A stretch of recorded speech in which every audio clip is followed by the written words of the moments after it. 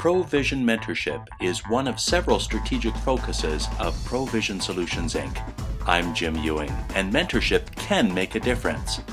This is one of several interviews with those who've experienced mentorship. Learn from their experiences. Then take a moment and share your experiences on our blog, ProVision Mentorship.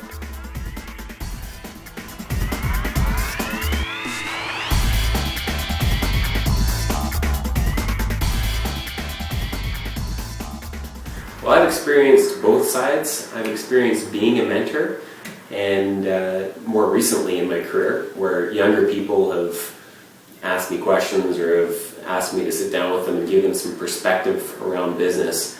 And it's really exciting to see that happen, because for most of my life and career, I've been on the other side of the coin, where I've been the mentee. And mentors have truly inspired me to do new things. They've truly made a huge difference, both in my life personally and professionally. So I think that there's real value that people can see from both sides of that. What type of help can a mentor provide?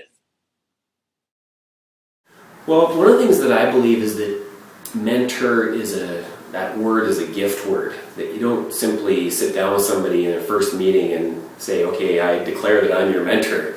It actually is something that evolves over time. And one of the things that people that I've mentored have told me is that over time, it's my experiences that have truly helped them. So if I can share experiences versus just sitting in my chair and giving advice, then they benefit the most from that, because they can take my experience and then look at it through what they're doing and then make small changes or large changes in their own life. So from my perspective, one of the most valuable ways to provide mentorship is to share experience versus to give advice.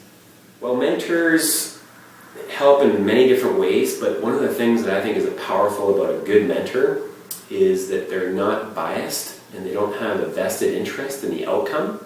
They're simply looking to support and help me as their mentee.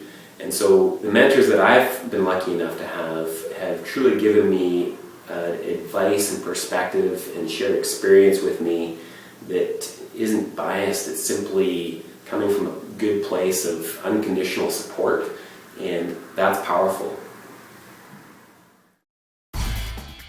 Talk with us about the development of the mentorship relationship.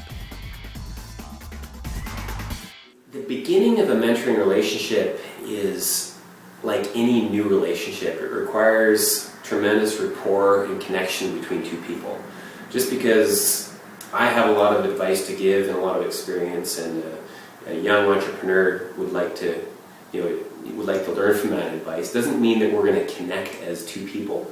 So in the beginning, I really think it's important that the two people establish some trust and a foundation of relationship, some rapport. And often I find that mentors come through other activities that allow each other to get to know one another. It's not just sitting in a room saying, okay, let's have a mentoring session. It's let's get to know each other a little bit before we dive into some of the issues that you're facing. Because the more vulnerable you can be when you're the mentee, and the more vulnerable you can be when you're the mentor to share really the true experiences that you've had, the more powerful that experience is going to be for both of you. So that beginning stage is critical to develop rapport and a bit of a relationship.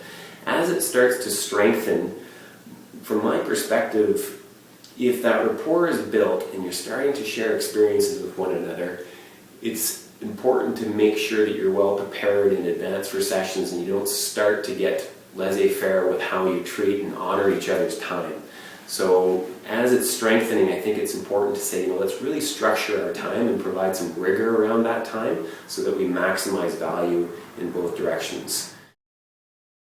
So transition for me is, often comes from a number of different angles. I have one tremendous mentor that's given me a ton of advice in business, and he's very successful here in the city, and we've actually become great friends. So for quite some time we would meet monthly, and it was very structured, and he was my mentor and he would give me perspective and advice. And over time I started sharing some perspective and advice back to him, and then we started hanging out with our wives, and we recently spent a vacation in Phoenix together, so we've enriched the relationship and it's become very powerful. Where other mentors in that transition phase, for me, it often, you achieve what you needed to achieve at that time in your life, almost like a coaching relationship, and now it's time to move on. And I think that's okay. You don't have to be friends forever with your mentors. That sometimes mentors show up at a certain period in your life because they're needed at that time, and when you achieve the objectives that you've set out through that mentorship, it's okay to move on and look for other relationships.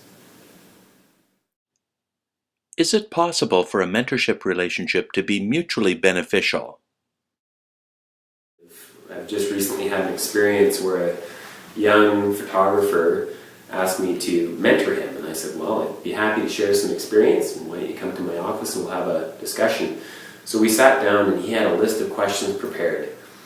One of the things that was powerful after about an hour and a half with this young guy was I left feeling incredibly inspired, because he shared some of the things that he's trying to do, and he shared some of the creative tasks that he's attacking and some of the ways that he's attacking his life with, and it was just really inspiring to me.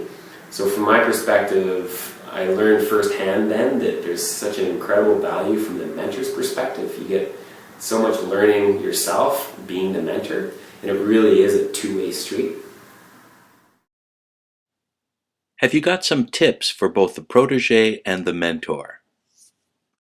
One of my mentors is my dad. And so my dad provides me with some great advice. But when we sit down and I have an issue, one of the things that we found is powerful is to be prepared to actually have a session where you understand what you're going to ask and the issues you're facing, the objectives you're trying to achieve.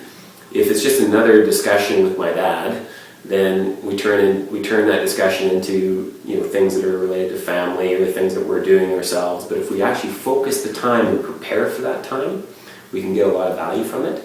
So I've experienced that with other mentors as well, that if I put some time into preparation for that meeting, think about the key questions I want to ask them, and think about some of the experiences I'd like them to share with me, then our hour or 2 hours together can be very useful and valuable.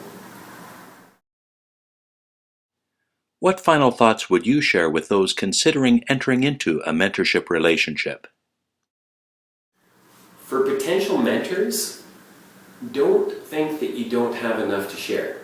Because if you have some experience in business or life, that experience is invaluable to young entrepreneurs or young people starting out in business. And so I've often seen a reluctance, well, what am I going to share with young people? And then when you sit down in a meeting with a young person that's going through all of these challenges, you quickly learn that, wow, I've actually experienced a lot of those same challenges and I can help them. So potential mentors need to dive in there and provide their support to this next generation. It's really an invaluable tool for us to ensure that the next generation is set up for success. As a mentee, the thing that I would suggest is that you get past the fear of approaching successful people. Successful people love to help other people. It's something that all of them, in my experience, love to do. And when you approach somebody that's successful and say, hey, would you mind helping me? I'm going through some challenges and I think you might have some perspective on those challenges. I have yet to meet a truly successful individual that wouldn't lend a hand to that kind of a question and support it with some time and energy. So get past the fear if you're a potential mentee and you want some advice and perspective.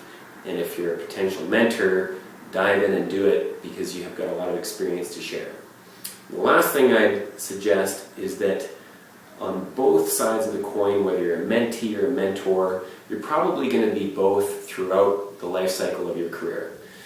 Really successful people that I know that are mentoring other young entrepreneurs also have their own mentors. So everybody is set up to be a potential mentee and a mentor in life, no matter what stage you're at.